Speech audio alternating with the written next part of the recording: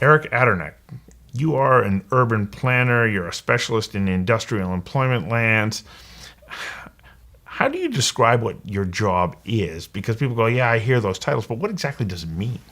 Well, I actually wear different hats and I do keep quite busy. So if we look all the way back, I do have a planning degree from Queen's University, and then before that, a Bachelor of Commerce degree from UVic. And during those periods, I was always interested in how do cities get built? How do they operate? What are we looking at here?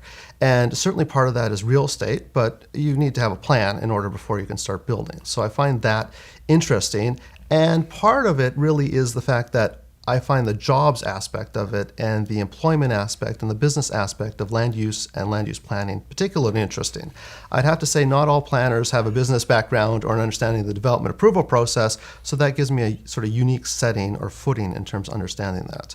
So for example, we would say, well, if you make this land use designation here, it's purple, industrial is purple, like my tie, what is going to happen there? Well, how many jobs are going to be there? How many transportation impacts are going to be associated with it, and other types of things. And again, I think of this not just from the planning process, but also from the approval process and the developer process. You can have a nice land use plan, but if it's not financially viable or the market's not there, nobody's going to develop it.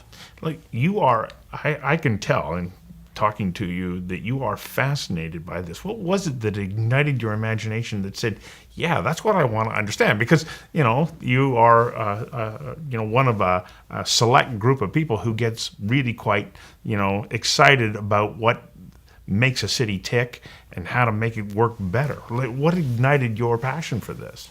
Well, I don't get excited about too many things, but you're right. I do get excited or passionate about this topic, and I find it very interesting and complex and important. And again, part of that is that it's under-recognized or underappreciated. So we look at different things that are in the news. Affordable housing, very much a legitimate, important topic, and it gets a lot of profile. But again, what about jobs? What about industrial activity? Is it sexy?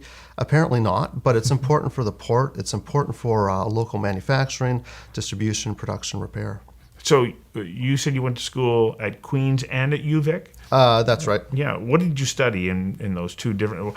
I'm going to assume that what part of it was urban planning, of course, but sure. If you want, what was your educational? Well, I got my grade 12 years ago, and then after that, I studied business at University of Victoria, and during that time, I took a lot of electives about geography. So I found it very interesting in terms of urban geography, land uses, that type of aspect of, well, where do businesses go? How does the economy function in a spatial way? And then after that, I went to Queen's University in Ontario for 2 years and completed a master's in city planning.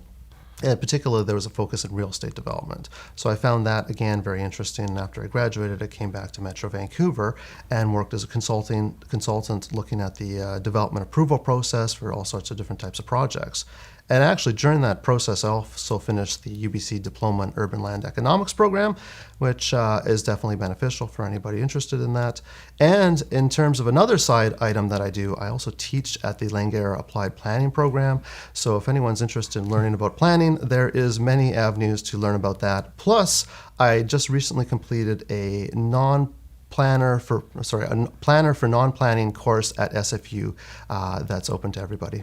So you are doing consulting, but didn't you wind up also working for Metro Vancouver as well? So I worked for Metro Vancouver for about 7 years. During that period, I oversaw the industrial lands portfolio in terms of completing a lot of industrial land supply, demand, utilization, intensification studies, doing a lot of research in terms of what was happening here, but also importantly, what is happening in other jurisdictions. Because we say, well, somebody might say, well, intensification is not possible here. Okay, well, let's talk about that. Well, if it's happening in Seattle or it's happening in a way in San Francisco or LA or New York in a way that we could sort of relate to, then perhaps a few years from now, and those few years from now are now, industrial intensification or redevelopment could occur. It doesn't have to be the Hong Kong or Tokyo example where you have 22-story industrial buildings. That's a little extreme.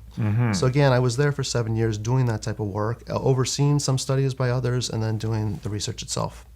To become an industrial employment land specialist, it's not quite the same as saying I'm going to go become an urban planner. Is there education that would line you up to have the kind of position that you have now, or is it an awful lot of self-driven learning and the experiences that you went through that got you to where you are. Right. Well, certainly any education gets you familiar with the baseline information, the fundamental issues, the theory perhaps as well.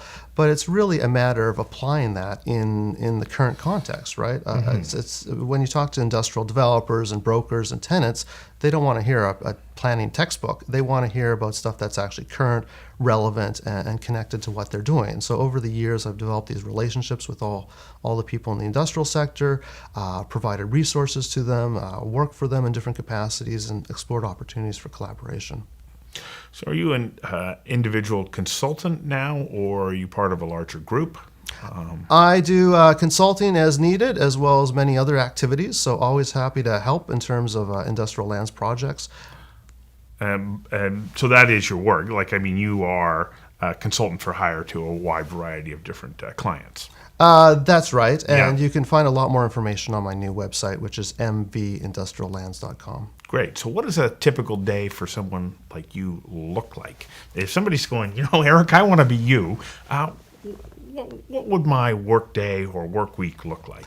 Well, I'm not too sure if too many people want to be like me, but that aside, Well, they want to have that passion for the work that they do, and it's evident that you like your work. well, I think it's a matter of staying current with the issues that are in the news and in the industry, and some of that means just reading the newspaper, which not many people do anymore, in terms of what's going on in the economy, planning issues, industrial lands particularly. Some of these things don't always have the word industrial in the news cycle or news title, right? If it's about the economy, it's about taxation, transportation, those relate as well.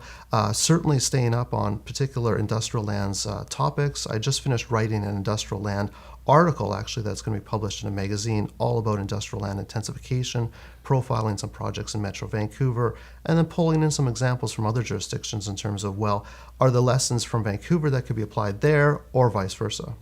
So let's go back to what a day looks like for you. Well, not all days start with an interview with you. No. But again, staying in contact with people, showing what values we can bring and what work we can do together is definitely part of it. And some of that's on my website. It really depends in terms of what type of project it is. I mean, there's different types of clients, if you will, that need a policy study or a land use demand or supply study, let's say, that's required. That's sort of a higher level study or report, whereas other types of clients require assistance or sometimes strategic advice with individual development applications. And are you also working with them in their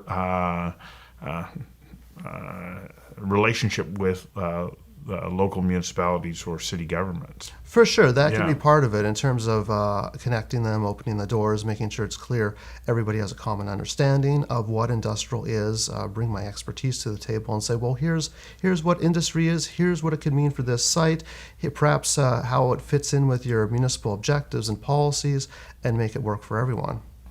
If there was a young person saying, okay, you've convinced me, this looks like it's an interesting profession, where would you suggest they get started? Well, they perhaps could finish a planning degree and a business degree like I have. That's probably not the only avenue, but it really depends on exactly what they want to do. I would certainly encourage them to even contact me. I'm happy to talk to students. When I teach at Langara, I interact with a lot of students, and happy to have that conversation too with individuals. It's fulfilling work. It keeps me busy. Well, and when successful, it creates places of employment for others. And so you have a career that really does matter. Thank you. Thank you. Thanks for sharing that.